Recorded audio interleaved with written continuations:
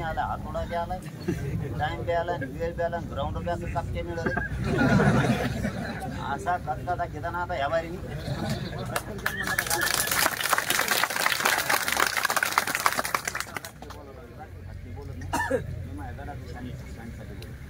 सगळं आयुष्य काळासाठी बुजवायचे या कंडिशनमध्ये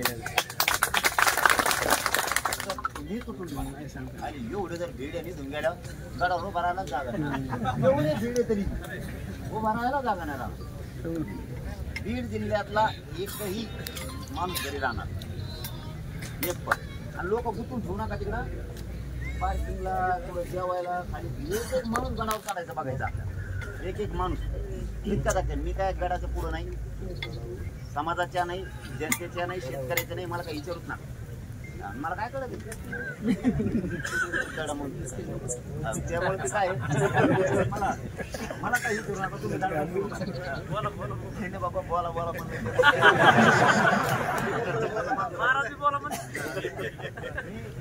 मर्यादाच पहा.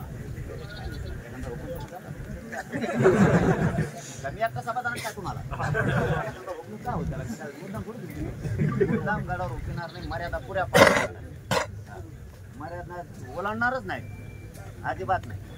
फक्त 1-2 वाजेपर्यंत गड कोणी सोडायचा. माता माऊल्यांचं सगळ्यांचं दर्शन झालं तरी गड कोणी सोडायचा.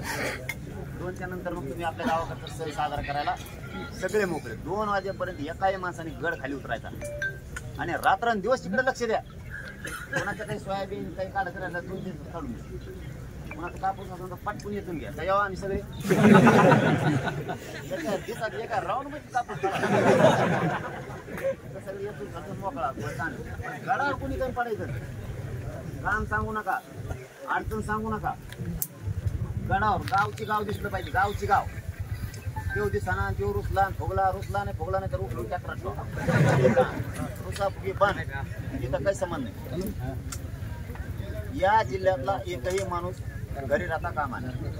दुसरी एक माहिती सांगतो. मराठवाड्यातले बाहेर गेलेल्या पोरांनी सगळ्यांना रजा टाकली. नोकऱ्याला मुंबई पुण्याला गेले, अख्ख्या रजा पाडल्या, सगळे इकडे निघाले. सगळे दसरा मेळाव्याला इकडे येणार. त्याच्यामुळे लोकांची गर्दी रात्रीला होणार. तुम्हाला रात्री सुद्धा इथं रात्री लवकरच फोकस करून लावावं लागतं. लवकरच लाईटिंगची व्यवस्था करणार आहे. आणि मग डार पाऊस आणला तरी यायचं बरं का. तसा तिथं येणार आहे. तसा आम्हाला रस्ता द्या आता रस्त्याने मला रस्ता भाऊ कार्यक्रम अवघड दिसतंय मला. पण आता तुम्ही स्वयंसेवक बना मला पटापट.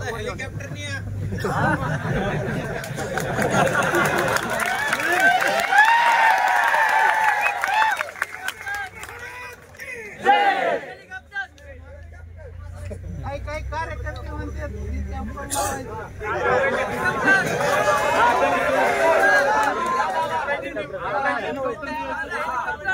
गडावर फुलांनी वर्षाव करायचा.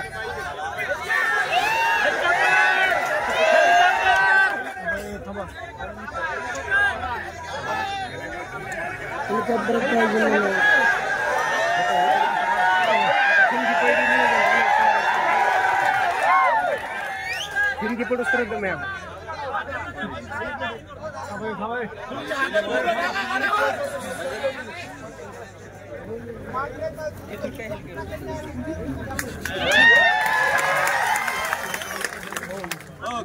खाली बस.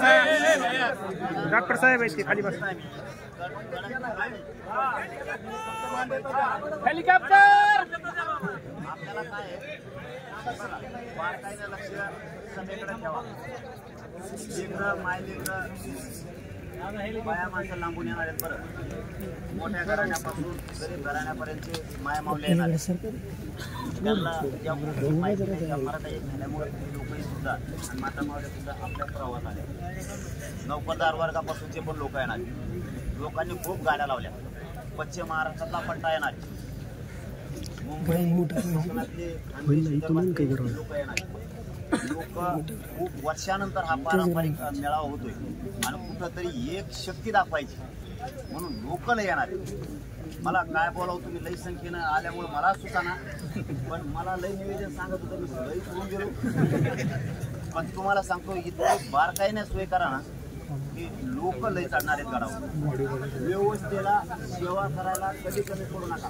आणि बीड जिल्ह्यातल्या जनतेला एवढी मोठी संधी आली, जसं की आम्हाला गोदा पट्ट्यातल्या 123 गावाला महाराष्ट्राची सेवा करायची संधी मिळाली.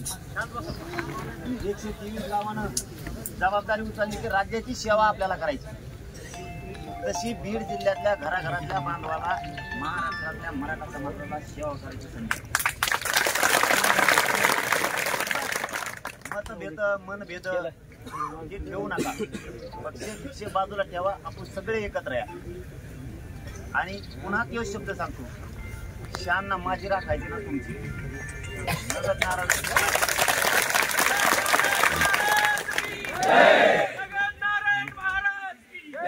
त्यामुळे इथं येणारा प्रत्येक माणूस, जिल्ह्यातला प्रत्येक माणूस लोकांची येणाऱ्यांची सेवा करायसाठी पाहिजे.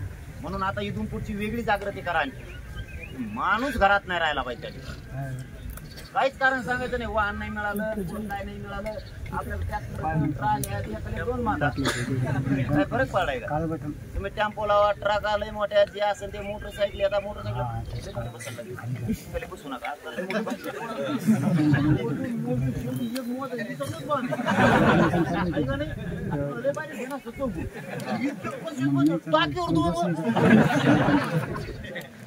गाडी आणणार पट्टे पोट्टे असे म्हणून त्यांना सांगत होतो मी नाही लागून.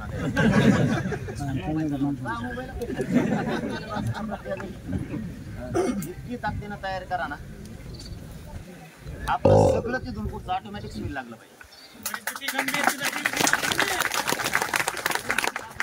लागलं पाहिजे इतकं जोरा नाही. आता जे झालेली व्यवस्था, ग्राउंड झालंय, व्यासपीठ झालंय, सगळी साऊंड सिस्टीम झाली. तुम्हाला स्क्रीन पण लागणार आहेत बऱ्याचशा. स्क्रीन पण झाल्या. तुमचे 50,000 स्वयंसेवक पण झाले. इथं 100 क्विंटलच्या पेक्षाही जास्त साखर गाळली जाते, म्हणजे प्रसादाची सोय झाली. आसपासचे शेकडो गावं भाकरींची सुद्धा व्यवस्था करायला लागली. बरोबर ना? रात्रीची लोकांची जेवायच्या व्यवस्थेचा प्रॉब्लेम आहे. पाणी सगळे द्यायला लागले. हॉस्पिटल सुद्धा 20 का 10 लोकांचं ऑक्सिजन सहित म्हणजे सगळं